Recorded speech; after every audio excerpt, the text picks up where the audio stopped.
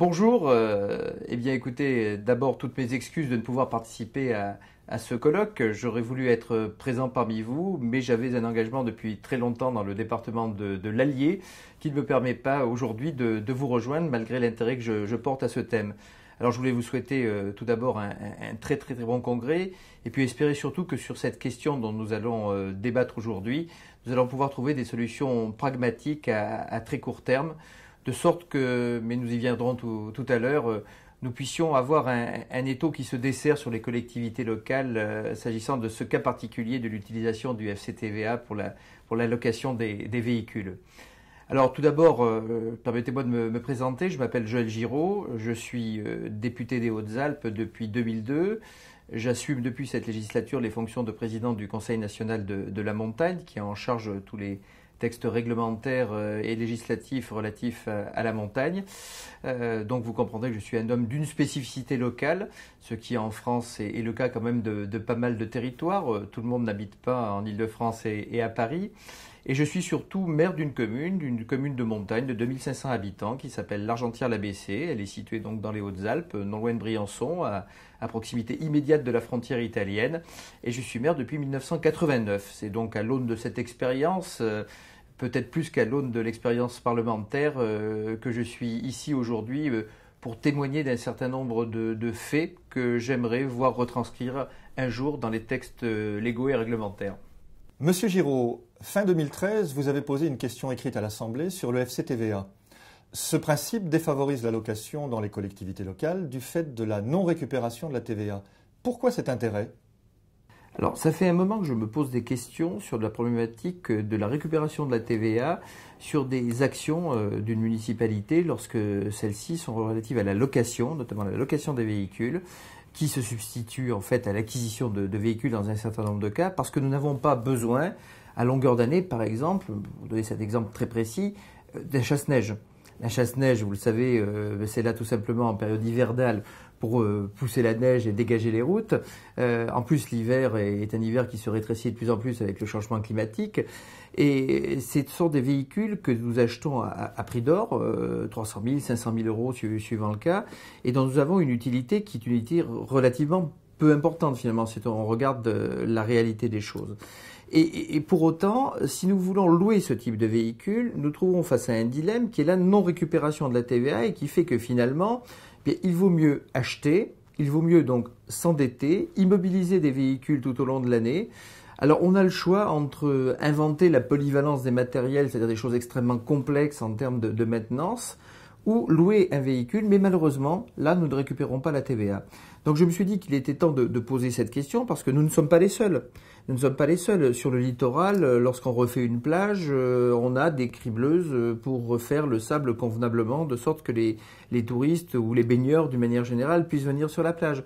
Donc nous ne sommes pas les seuls. Je crois qu'il y a une multitude d'engins de ce type-là qui sont utilisés de manière ponctuelle. On n'a pas besoin non plus, peut-être 24 heures sur 24, dans un certain nombre de territoires, d'engins relatifs à l'assainissement. On peut peut-être les louer pour faire des campagnes, qui sont des campagnes, par exemple, de nettoyage des stations d'épuration. Tous ces engins dont nous n'avons pas besoin de manière permanente grèvent finalement le budget des collectivités locales au sens de l'investissement.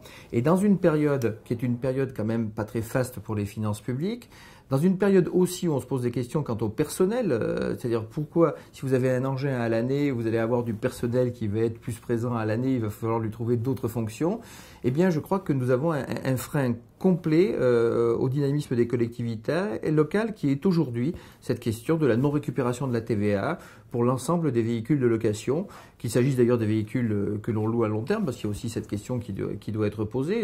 Pourquoi avoir une flotte de véhicules que l'on achète alors qu'on va la passer de main en main et que finalement, au bout d'un an, 2 ans ou 3 ans, on va avoir quand même plus de maintenance sur ces véhicules.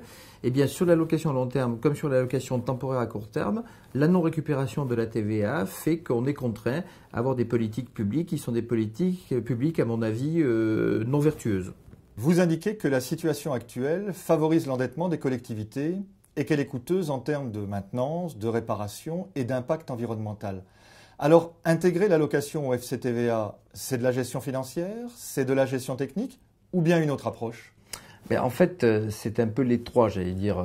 Les trois, pourquoi? Parce que on est dans une situation où, étant donné que l'on ne peut pas récupérer la TVA sur des matériels, mais également sur des véhicules, on est contraint d'avoir un patrimoine vieillissant, face à plus à des normes techniques et environnementales qui évoluent très rapidement. Et ce patrimoine vieillissant, eh bien, il tombe en panne. Il a des problématiques de maintenance, ça coûte extrêmement cher. Et puis, j'allais dire, d'une manière générale, il est plus consommateur, par exemple, de carburant. Donc on est face à quelque chose qui nous pose des défis à la fois financiers et techniques. Et à un moment où les collectivités locales ont des difficultés à financer, j'allais dire, cet apport en patrimoine, qui en plus leur est parfaitement inutile, je crois qu'on a aussi une réflexion à avoir sur notre société. Pourquoi? Vous savez, en France, on est un pays curieux. On adore, par exemple, se poser la question de mettre en place des infrastructures, des ouvrages d'art. On fait des grands tunnels routiers, des grands tunnels ferroviaires, et on se pose après la question de savoir quelle est la valeur d'usage de cet ouvrage. Et c'est à ce moment-là qu'on se rend compte que finalement, on a peut-être eu quelque chose qui est superfétatoire, qui est trop important par rapport à l'usage que l'on en a. L'exemple que je donnais tout à l'heure de ces chasse-neige que l'on utilise de moins en moins, mais qu'on immobilise quand même dans un garage et qui d'ailleurs tombe en panne dès qu'on veut les remettre en marche à l'hiver suivant. Eh bien, je crois que cette valeur d'usage, qui est quand même extrêmement importante, doit revenir au cœur d'un cercle vertueux. Le FCTVA est un objet qui doit redevenir vertueux par rapport aux usages et, en l'espèce, la location de matériel, la location de véhicules est un usage vertueux qui, en plus, est moins coûteux en termes de personnel dans les collectivités territoriales. Nous avons des personnels dédiés pour des matériels, nous avons des personnels dédiés pour des engins de déneigement que nous n'utilisons que peu de temps.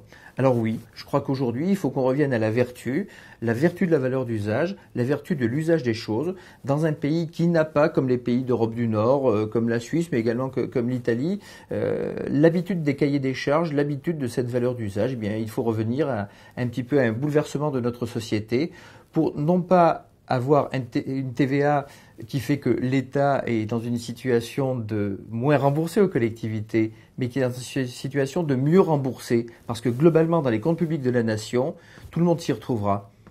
Le ministère des Finances, les collectivités locales, et au global, c'est bien ça qui compte. Les comptes publics, ce n'est pas que les comptes de l'État, c'est aussi les comptes globaux de la nation. Et pour conclure, Monsieur Giraud?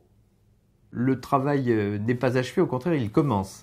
Il commence parce qu'il faut que, vis-à-vis du ministère de l'économie et des finances, nous arrivions à convaincre qu'aujourd'hui, des chefs d'entreprise sont prêts, eux, à investir, à créer des emplois autour d'une thématique qui est celle de la location des matériels, de la location des véhicules, et qu'en face, il y a des collectivités qu'on doit remettre à une place qui est celle de la gouvernance au service des citoyens. Et je crois que l'alliance de ces deux éléments fait que la question du fonds de compensation de la TVA est aujourd'hui une clé fiscale pertinente pour revenir à un cercle vertueux de l'économie, des collectivités territoriales et de l'entreprise, chacun dans son rôle, chacun dans ses prérogatives, et que nous pouvons faire progresser sur ce plan tout simplement la vie de nos concitoyens de manière efficace, mais quelquefois également une fiscalité plus adaptée à leur pouvoir d'achat.